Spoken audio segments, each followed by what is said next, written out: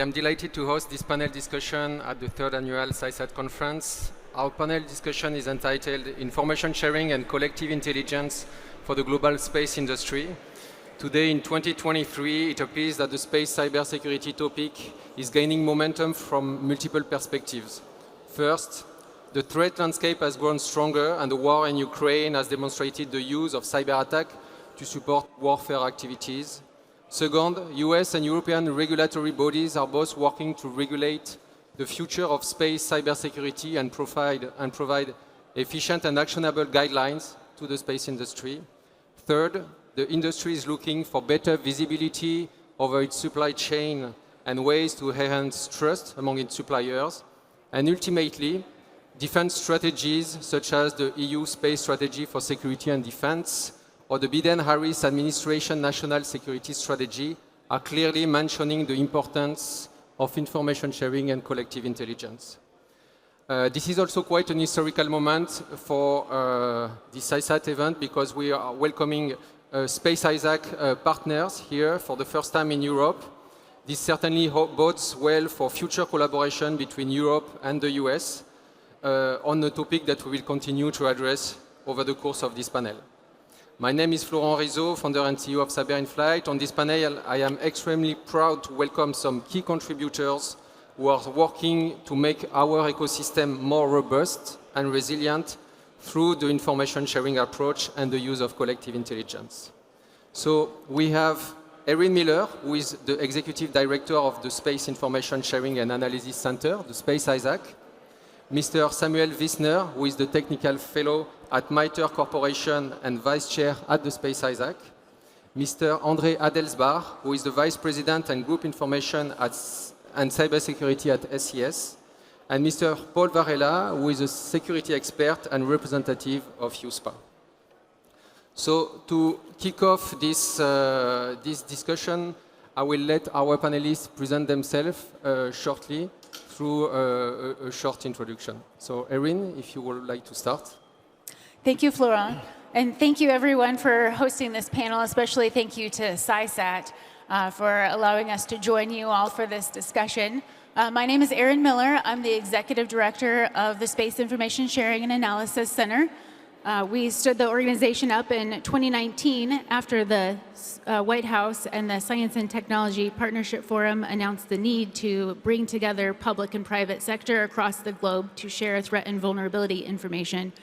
Before that, I have several years, actually, believe it or not, over a decade of experience working public and private sector information sharing through rapid collaboration to benefit new technology development and commercialization of technologies. Thank you. Thank you, Erin. Sam, would you like to introduce yourself? Thank you. Hopefully this is working. My name is Sam Visner, and I'm a tech fellow now at the Aerospace Corporation, which is a federally funded research and development center, but I also serve as vice chair of the board of directors of the Space Information Sharing and Analysis Center. In principle, Erin works for me. In fact, I work for Erin. That's pretty clear. I'm also a professor of cybersecurity policy operations and technology at Georgetown University, and I've run a couple of cybersecurity businesses and been in and out of government. One of the themes that I'm hoping we'll discuss today is the theme that I discuss with my students at Georgetown, which is the issue of foreign policy, international security, and the question of collective defense. And it is the question of collective defense which is at the core, at the very center of the discussion we hope to offer today. Thank you, Florent. Thank you, Sam. Paul? Good afternoon, everyone. So my name is Paul Varela from EUSPA. I'm a security engineer, and I have 10 years of experience in the field of space and security. So I'm really pleased to participate to this panel, also with along all those experts in information sharing. And yes, pleased to be here. Thank you, Paul. And André? Yeah, hello everyone. My name is Adelsbach. I started in security more than 20 years ago in cryptographic research at university. Then I moved into security consultancy where I had the first touch points also with the space industry, doing some consultancy, penetration testing and source code reviews for the European Space Agency. In 2010 I moved to SES, building up the security function together with my team. Today, the team is actually having three main pillars. First one is information security management.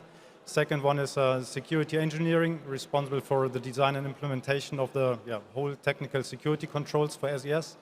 And the third pillar is security operations. So the team is owning cybersecurity end to end. And happy to be here there. Thank you, Andre. So let's jump into the topic of the Space-ISAC. So Erin, could you explain us the reason behind the inception of the Space-ISAC, and also why and how the Space-ISAC was created, and also give a talk about the objectives of the Space-ISAC? Absolutely, Florent. So obviously this is a pretty critical conversation that we're having today, given that this is being recognized all over the world as an important decision to be made by different nations and regions to address cybersecurity for space. So back in 2019, then the Science and Technology Partnership Forum, which is chaired by NASA in the US, also in partnership with the National Security Council, National Space Council, and the US leadership, the current administration at the time, they acknowledged that the private sector needed to stand up a Space-ISAC. And the private sector would do such a thing because this information sharing that takes place is primarily driven by the commercial owners and operators and asset owners. And their partnership with the government is critical for what Sam has clearly pointed out as an important theme here, collective defense. So an attack against one is an attack against all. And they made it very clear when they announced the need for the stand-up of the Space-ISAC that that's how we would start to operate going forward, is we would have an operational capability to do information sharing between public investments that have already been made. Over time, there have been a number of public investments in space systems, but now we've seen, and especially in 2019 when they made this decision, the burgeoning commercial space sector, and how over the next decade we would get to potentially more than $1 trillion worth of global space economy by 2040. And that number was shocking people, saying with all that commercial investment, we must have bi-directional information sharing. We have to have collective defense. So that's the rationale behind an ISAC.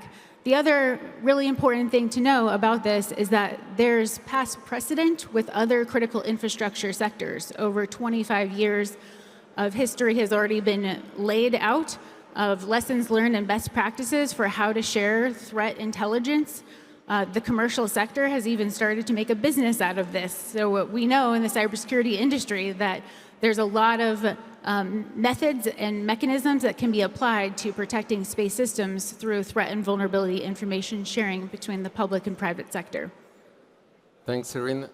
Would you like to talk about the various initiatives within the Space-ISAC, like the various working group, community of interest, or workforce? Yes. Yes, so Florent, absolutely. The collaborative groups that exist in our organization, they do span the world as far as membership goes, and we have conversations with vetted industry members and vetted public sector partners to talk about things like blockchain and zero trust architectures, as well as supply chain risk management, and very critical issues that need to be addressed that can't necessarily come in the form of threat intel sharing. They need to be a conversation.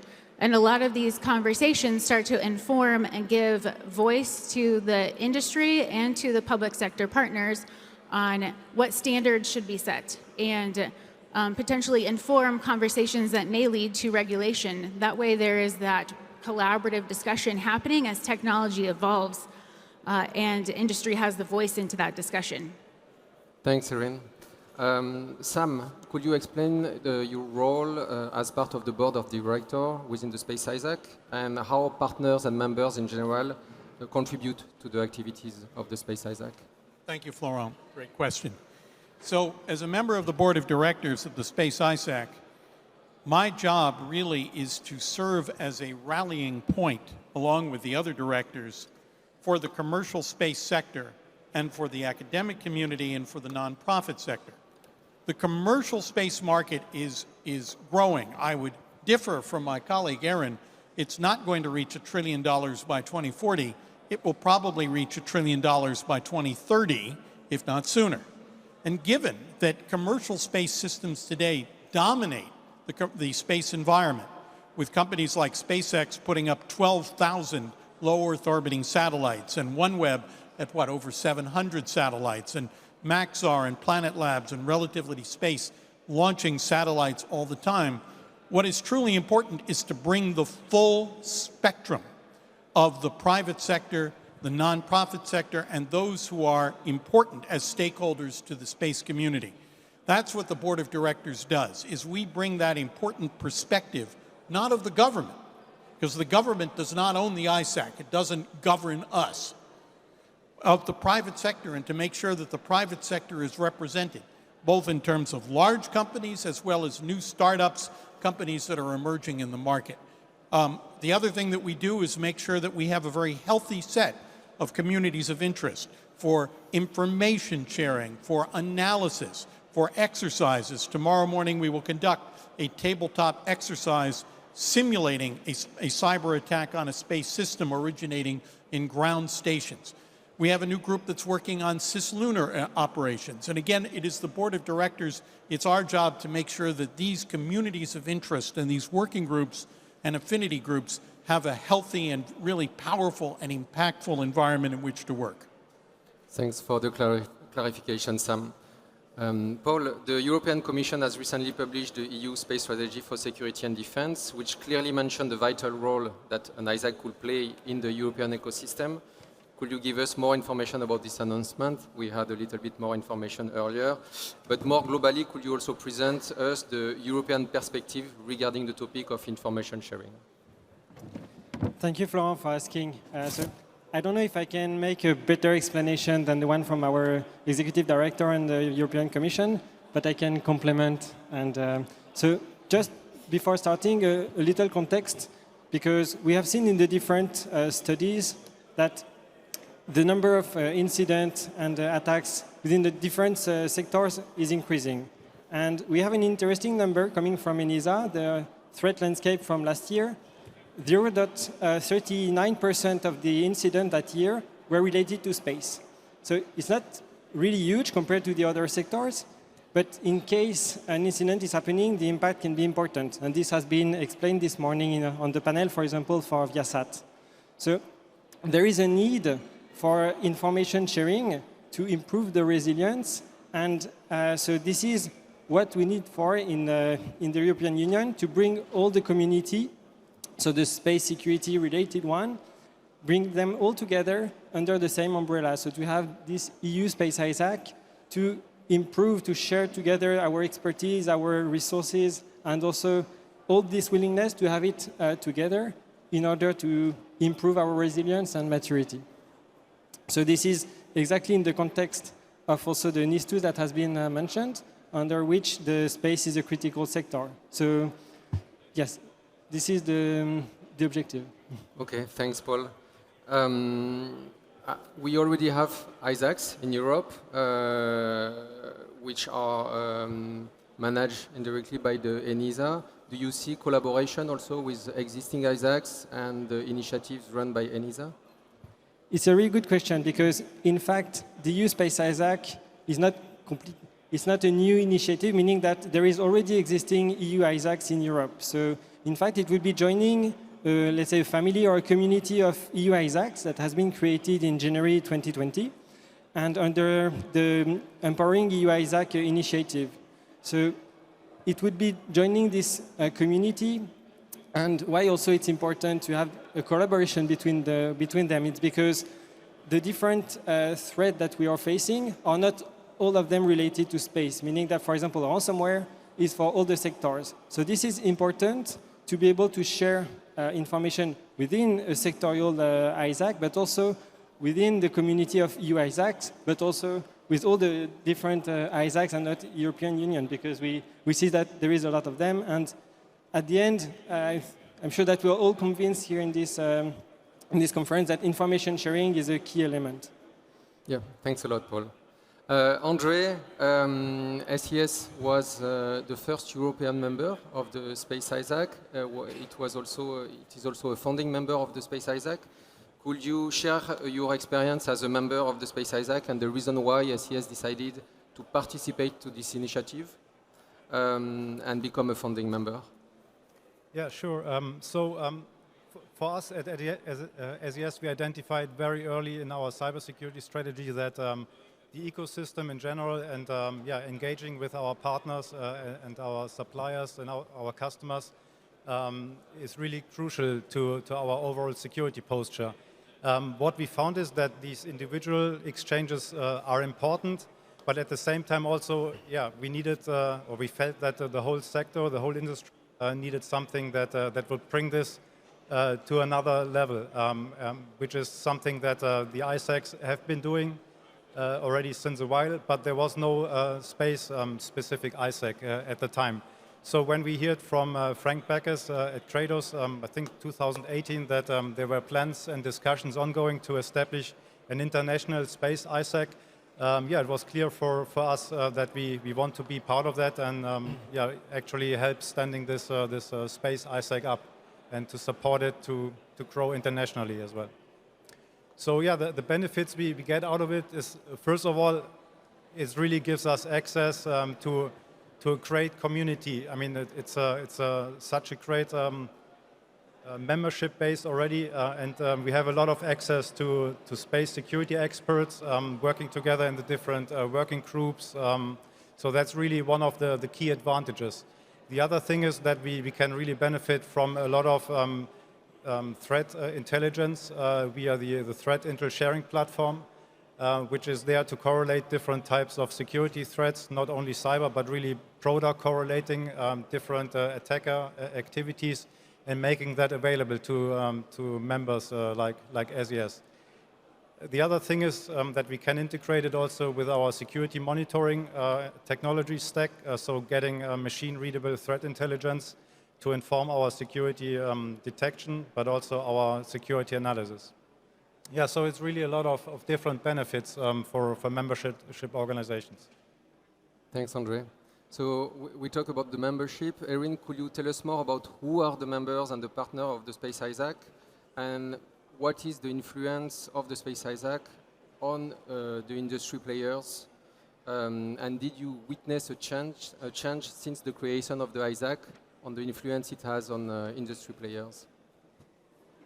Yes, that's a complex question, so you might have to remind me of a few pieces of that in a second here. But I want to start by addressing who are the members and the partners of the Space-ISAC. It's a whole ecosystem.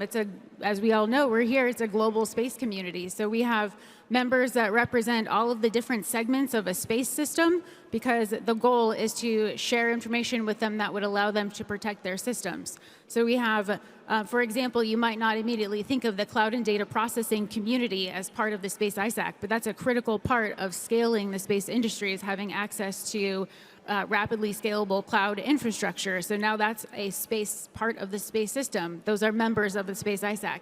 We have very large organizations that do that, and there's very small organizations. There's also the cybersecurity for space community that's rapidly emerging, the launch community, communications, remote sensing, and a number of others that are part of other communities as well. Like, we all know that there are companies that are doing remote sensing and Earth observation that serve other critical infrastructure sectors, like our food supply chain, for example, is one really good example. These communities have come together in the Space-ISAC, and we have small companies. My background is in startup organizations commercializing technology. So as soon as we stood up the Space-ISAC, we had to really acknowledge these very small entities that are just entering into the space market. We have multinational corporations as well.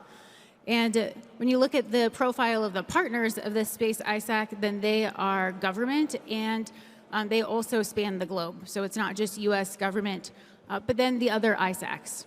We fully recognize that space systems are part of all of the other critical infrastructure sectors, and so we need to partner with the long-standing aviation ISAC community, the electricity ISAC, which also uses space systems.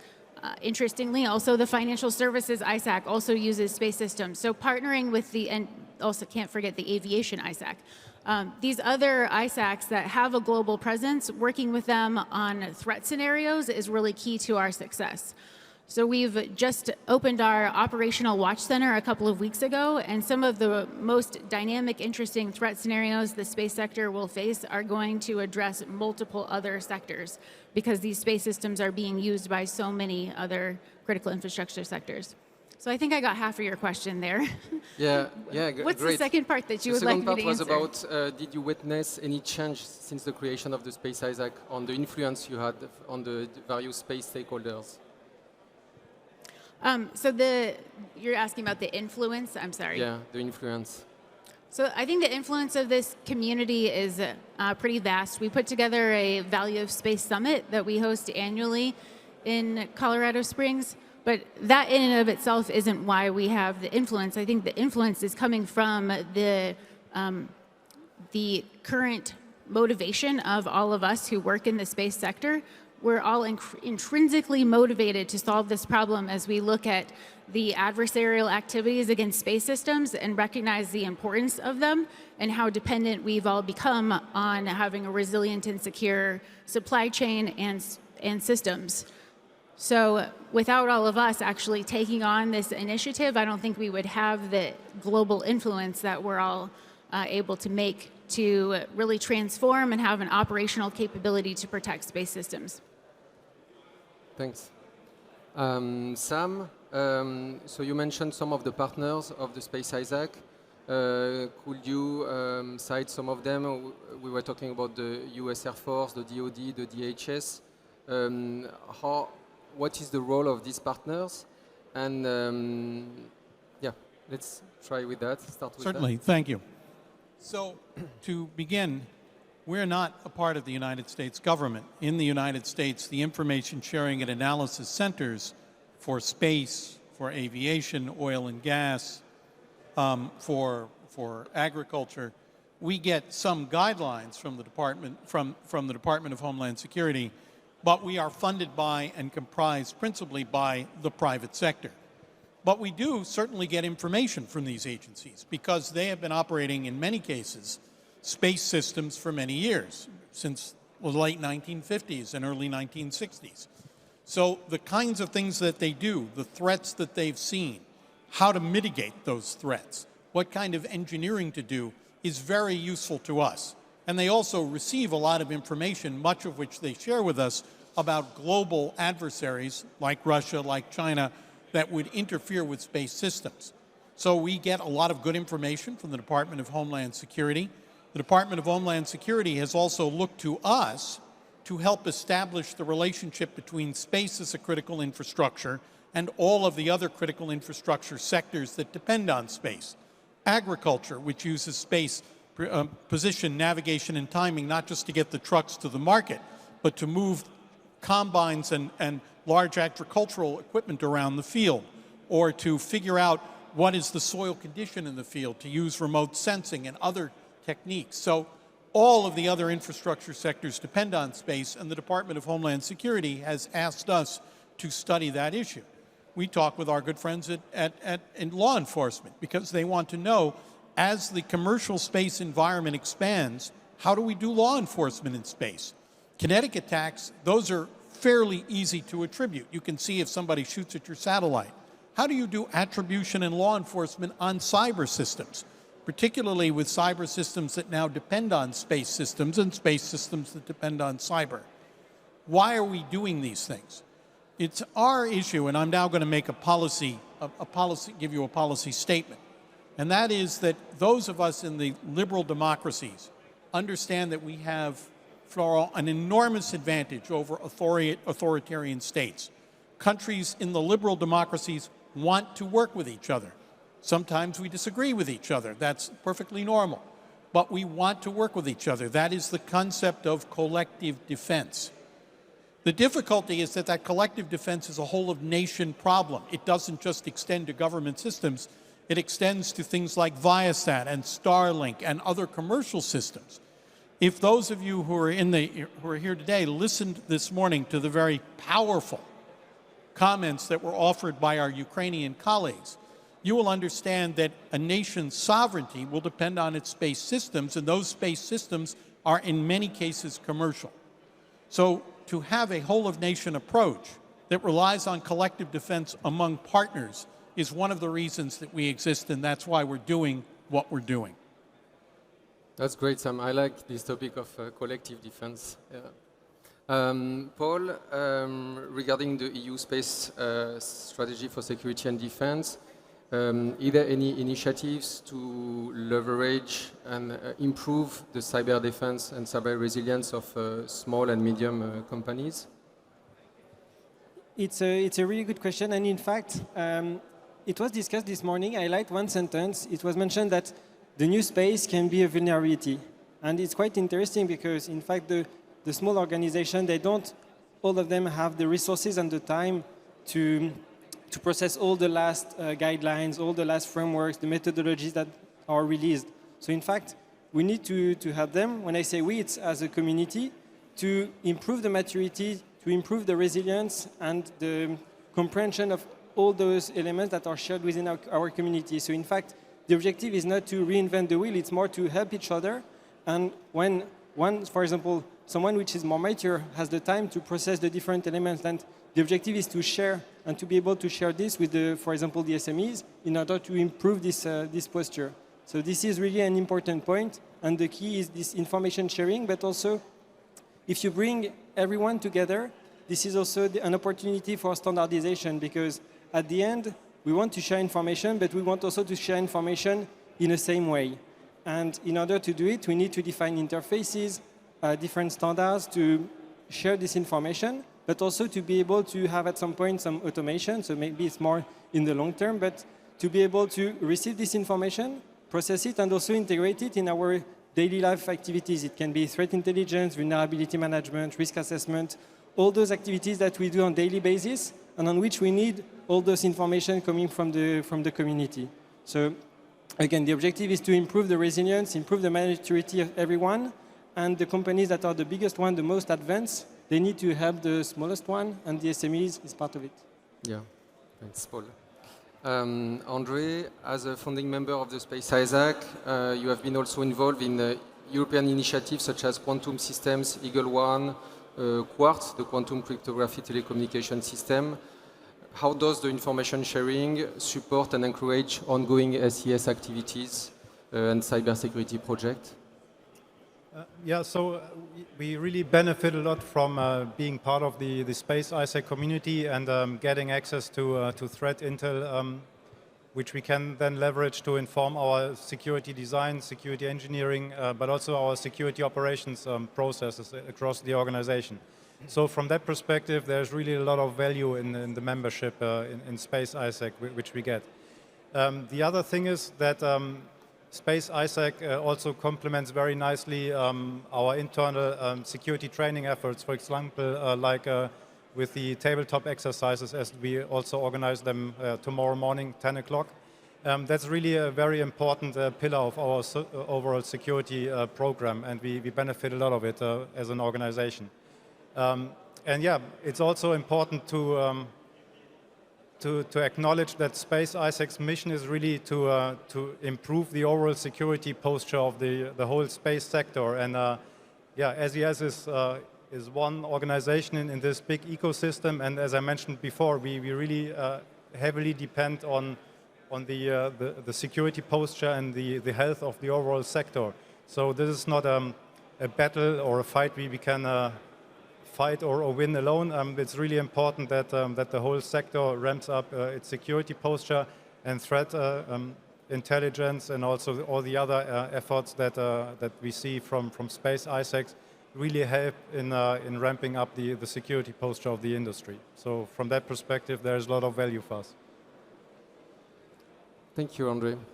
So another question that we usually get regarding ISACs is the exact type of information which is being shared. Maybe a question for Paul and Erin.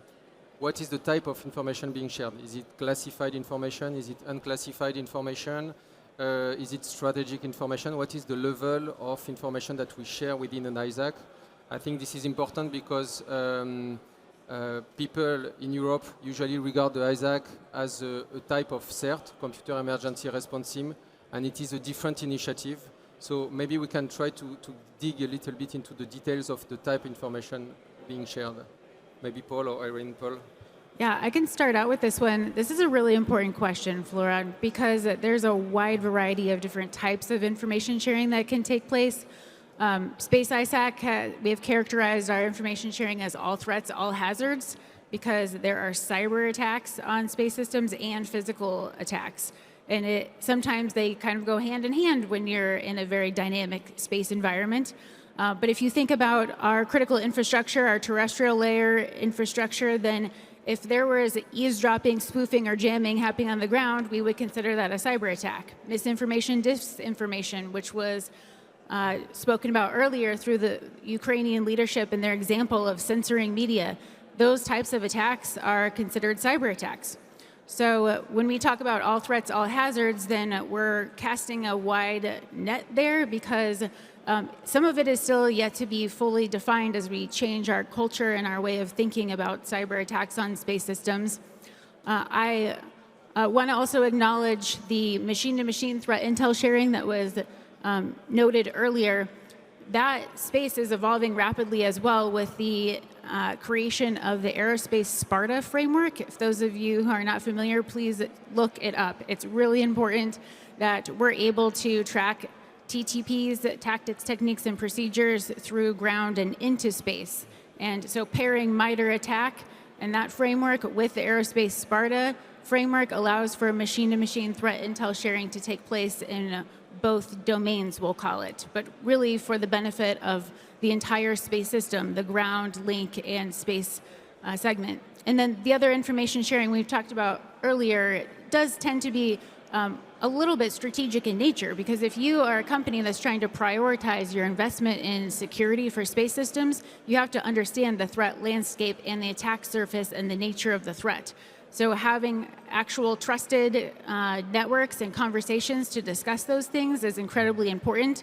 All of the members of the Space-ISAC and all other ISACs sign the same agreement. And the reason why they sign the same agreement is so that they're all under the same non-disclosure type terms with each other, and we can use what's called the traffic light protocol to do information sharing and have a trusted environment to have those important discussions. Thanks. So to complement what Erin was explaining, so we cannot share what we are doing for the Space-ISAC because, as you have seen in the different presentation, it's not existing yet. But the intention is to share information between the different participants. The information that would be shared will not be classified. So the objective is not to address the different strategic elements, but more to be able to feed the new space and all the different stakeholders with a common information. It has been mentioned the TLP. This is also the rule that we can use in order to define the need to know and with whom you can share. But at the end, the objective is to deal with unclassified information. So we are not talking about a community which is, for example, like EU Cyclone that is mentioned in the NIS2 directive. So it's different. This is more at the member state level for crisis management. But here we are really talking about information sharing between the community, and also to share using different frameworks. So Sparta has been mentioned. There is also a presentation for Space Shield by ESA tomorrow. So those are the different frameworks we need to use in order to share information. Yeah, thanks, Paul. And to go a little bit deeper into this information topic, how can an ISAC manage the competition issues among the various participants to the ISAC, the competition and the confidentiality issues? For example, an actor could say, I don't want to share this information because it will reach the ears of my competitors, so I don't want to share this information. How can we manage that? Any thought on that? It's for everyone, the question. Yeah, there's a lot of best practices out there for how to manage that. Primarily, ISACs share anonymized threat intelligence, so it's indicators. Yeah. Letting a company know that they have an action they need to take doesn't have to be attributed back to the original vulnerability and the company that was maybe potentially compromised or discovered the vulnerability in their system, we can make non-attribution statements within an ISAC, and also the controlled information sharing. So using traffic light protocol, RED, for example, is used whenever we're talking specifically to one company. So our Space-ISAC Watch Center can issue an alert to that one company, and RED means they should not share it with anyone else because it has their name on it. And it would be in their best interest to keep that information private, and they would take action using the actionable intelligence or information that was provided in the alert. If it's anonymized, it can be distributed more broadly as maybe a notice of trends, or an alert that needs to be distributed even more broadly can go to the public. You might recall that Department of Homeland Security, CYSAT, issued an alert about vulnerabilities to VSATs. Last year, after the Russian invasion of Ukraine and the war began, then the vulnerabilities to VSATs became a really critical issue and needed to be made public so that this information was now made available to the public, so that means it's in the hands of the adversary as well, but it was so critical that it needed to be issued as a TLP clear or white alert. White got changed to clear, so my apologies there for making that sound confusing. But so these protocols exist, and they've been around for at least 25 years to my knowledge, and can be used and are continued to use by the Space-ISAC Watch Center. Also, to complement, this is what you want to share, because within the community, and it is an interesting number coming from the EUSPA community, 90% of the information that are shared are mainly the return of experience, best practices. So in fact, the difficulties that everyone is facing in the community that the other one also shares. So we have also the 10% which are really technical, and this is also linked to the need to know and the confidentiality. So, but basically also the importance of such a community is to be able to share this maturity, this return of experience, because at the end we are sharing the same difficulties. Yeah. Thanks, Paul. So, Paul, I haven't yet had a chance to say out loud that I sincerely applaud Director DaCosta and yourself for this decision to stand up an EU Space-ISAC. I'm incredibly excited for the potential of partnership, and us just sitting side by side having this dialogue here, even though we have an audience, is really exciting to think about the future to come. Great, great. So this is also part of the national security strategies, this partnership between Europe and the US. Would you like to dig a little bit into this topic of partnership, international partnerships? Maybe Sam or Erin? Let me discuss that. There is a new national cybersecurity strategy in the United States that was signed by our president just about 6-8 weeks ago. And it really discusses explicitly the need to forge international partnerships for cyber. Cybersecurity is a challenge and a problem that does not respect borders. Those people who are operating in cyberspace as cyber criminals or foreign governments, nation-state actors, they don't respect borders. They don't respect sovereignty in cyberspace. So if we are going to protect the sovereignty of our information systems and of our space systems, then we're going to have to work together. We're going to have to work across borders. That national cybersecurity strategy makes explicit recognition of this fact.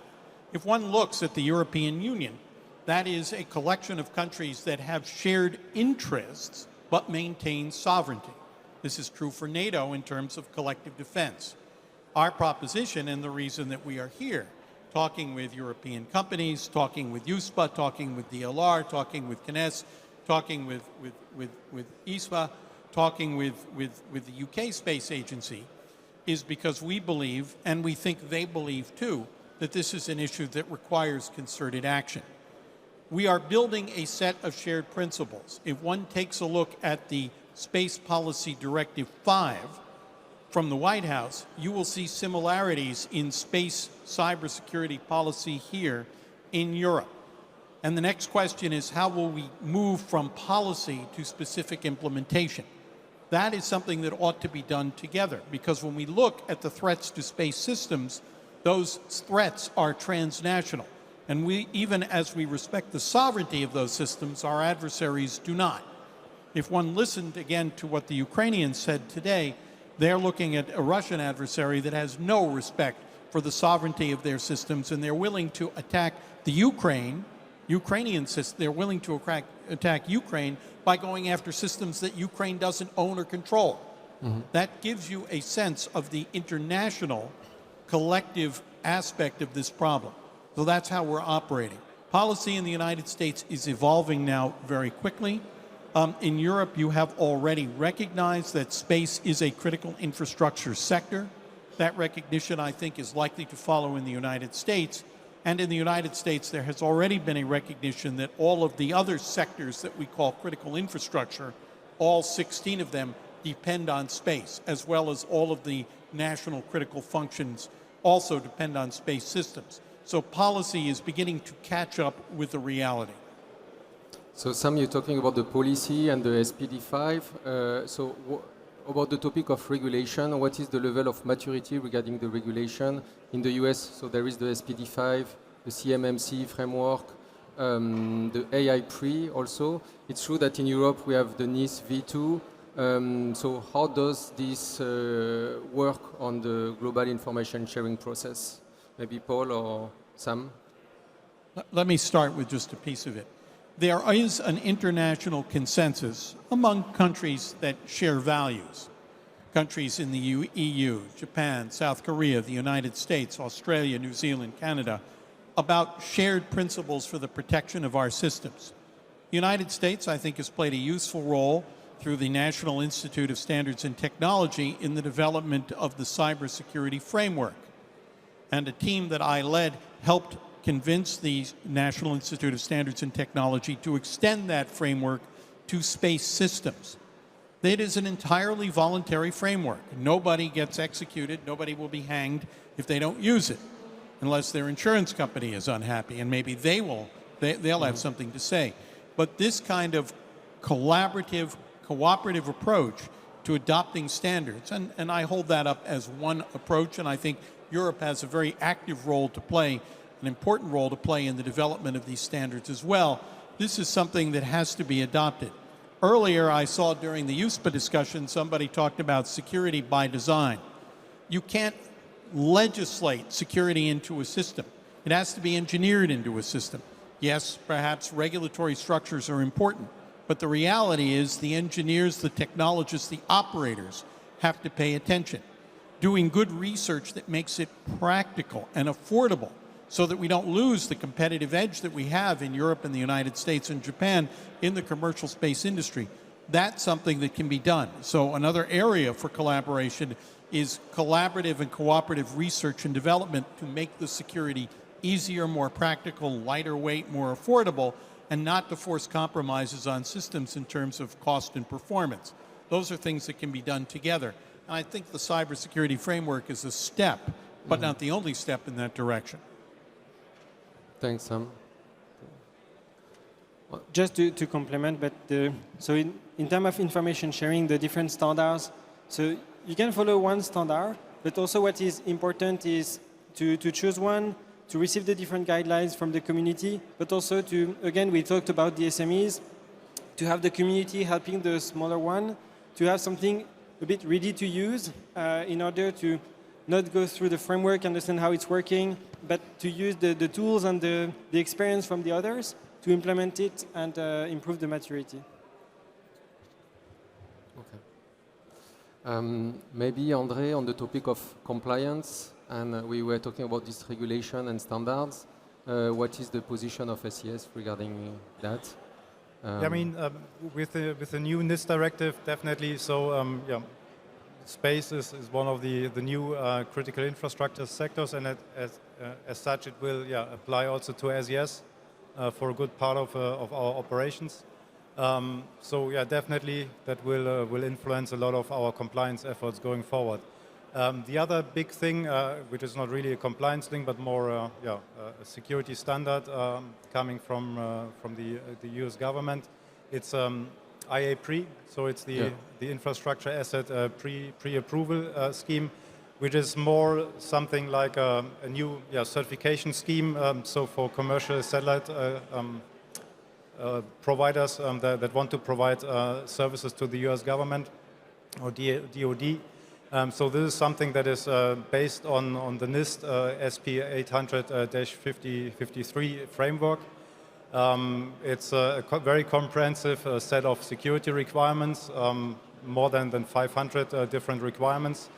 And it is also something that is requiring an independent assessment. When an organization is passing that assessment, then you get on a list of pre-approved products or services, which is then kind of streamlining the overall acquisition process. So yeah, these are the two big things I would say that will have a massive impact on the space industry in general. Okay, thanks, Andre. Any question from the public to our panelists? I think we get some display, maybe.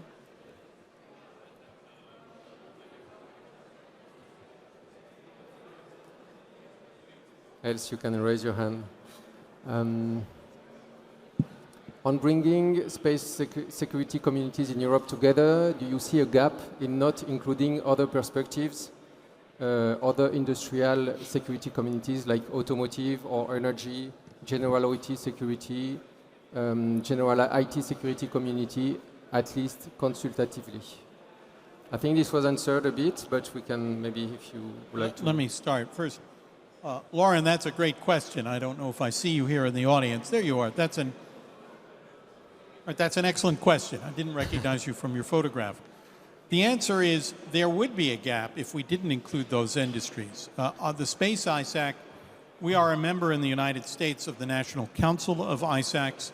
We also attend meetings of various ISACs, the Aviation ISAC, the Automotive ISAC. I was commenting earlier today that if one takes a look at the automotive industry, the number of digital systems that are very similar to the systems we use on spacecraft. In fact, cars, the Tesla is in essence a spacecraft. I wouldn't be surprised to see similar systems on Starlinks and Starlink satellites and Tesla cars, for all I know. Those technologies are used for the supply chain, they're used for manufacturing, they're used for design, and they're used throughout the automobile itself as a platform. The agricultural industry uses space systems, relies on space systems for for GPS, for position navigation and timing, IoT devices, for communications and for remote sensing. So we do meet with them frequently. We also meet with them because they learn things that we need to know. They learn about threats and technologies. I'm astonished at the threat information that I see from the automotive industry, from the agricultural industry, financial services industry, and we consume that kind of information as well. So if we didn't work with them, that would be an enormous problem and an enormous gap. Erin, you may have better insight than I do. Oh, well, that was excellent insight. I want to build on that because as we have an operational watch center, we'll now be inviting the automotive industry and the energy or electricity organizations to come together to have discussions about what type of information should be brought together that would then be shared with those other sectors as actionable intelligence, because many of us know that the space weather environment directly impacts our electrical grid. So space weather also impacts a number of actual space systems that are in space, not just on Earth. And so when these sectors come together, then they're more powerful. It's the collective defense model employed. And if a EUSPA ISAC if a European Union ISAC is established, we would encourage them to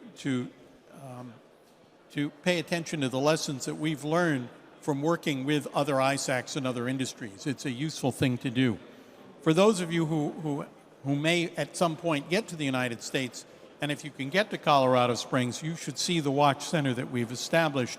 We think it's a pretty good model, and hopefully one might be established here in Europe, and certainly establish bilateral communication and information exchange. It's pretty exciting. Group of bright analysts are there. We got the thing going, what, about 4 weeks ago? Yeah. Yeah, and, Yep. and we're happy to share information about the information architecture, as well as the technical architecture that created that watch center. Yeah, and the 4 threat scenarios that we're addressing today, I'm happy to share if anyone is interested to discuss those further.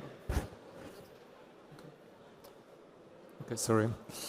There's another question. In a similar way that the US CYSAC has different TLP rules for sharing for federal, US industry, and other partners, what is the EU considering regarding TLP rules, I guess? Maybe it's too early to say, but I'll let you answer.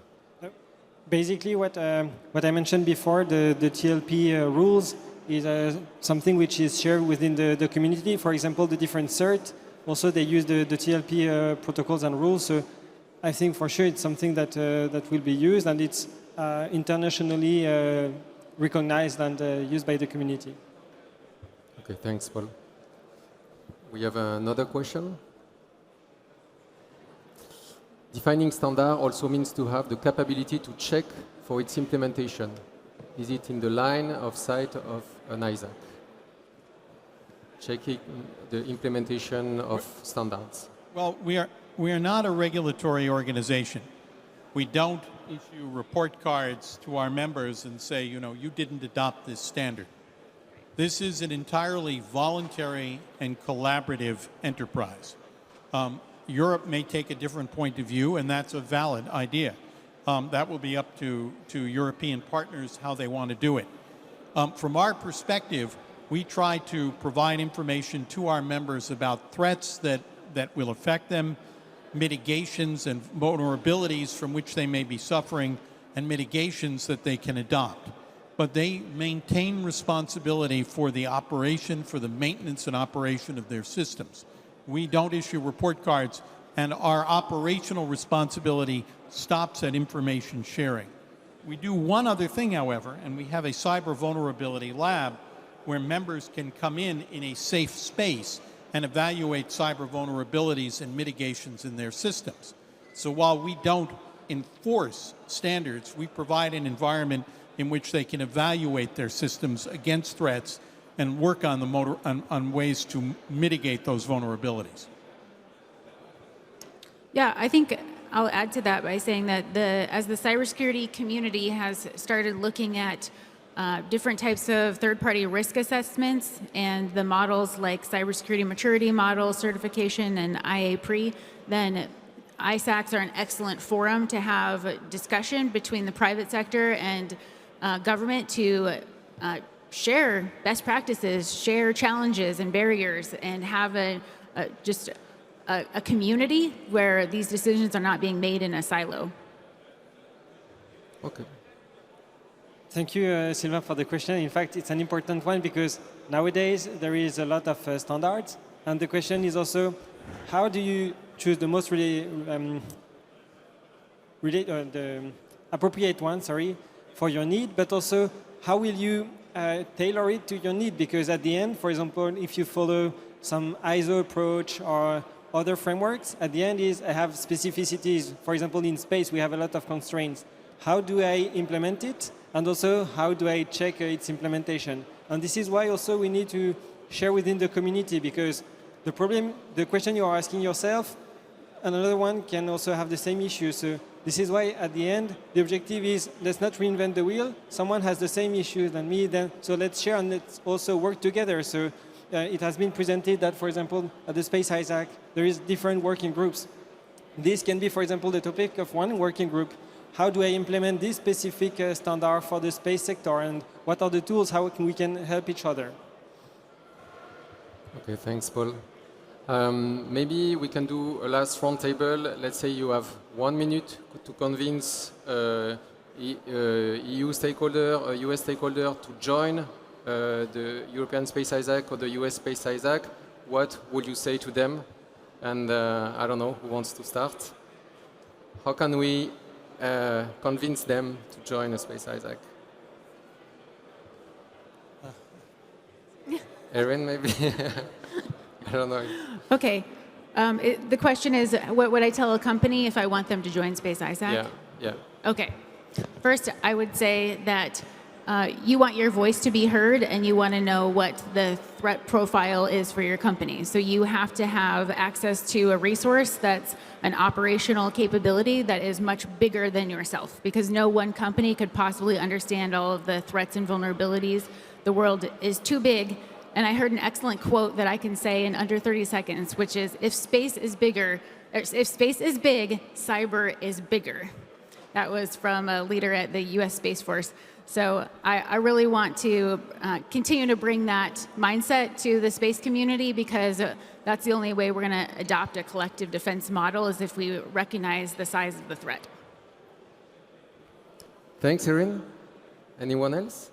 Sam? I would agree with that. There is a famous quote. What is it that says, "You may not be interested in war, but war is interested in you." One may not be interested in cyber threats to European or American or Japanese or Australian space systems, but our adversaries are interested. Cyber criminals are interested, particularly since space systems and cyber systems now interact with each other. There's a strong intersection between them. So if a company or a government wants its voice heard, it needs to engage in collective action. And that's one of the good reasons that companies have joined the ISAC in the United States, and its similar organizations are established perhaps in Europe by EUSPA, or organizations in Europe want to work with us collaboratively and define the information, the terms of information. It provides them with a way of defending themselves in an environment that none of us can control completely. We can protect ourselves in that environment. We can't control it. And that's one of the other reasons why it's important to be part of a collective defense effort. Great, Sam. André, Paul, any quote you would like to share? I think that, for example, here at CYSAT, you are all convinced that information sharing is important. You are at the conference, and it's also for this. So at the end, information sharing, it's not about EU, US, or at the end, a Space-ISAC is important because we need to share information, and I think that you're all convinced about this. Then related to the EU, we have some specificities because we have specific regulations, we have specific standards sometimes. So also this is important to gather the people having the same issues, but also at a global level to share information within all the different communities. André? Yeah, I think we had a loud wake-up call last year. So as an industry, I think we have to make sure we protect our space assets, our services together. This is not something we can do on our own. We really need a bigger community to address this in a concerted effort, and that's why Space-ISAC is critical to us. Thanks. Any other question from the audience? No? Okay, so let's end on that. If space is big, cyber is bigger. I think that's an excellent quote. Let's give a big round of applause to our panelists.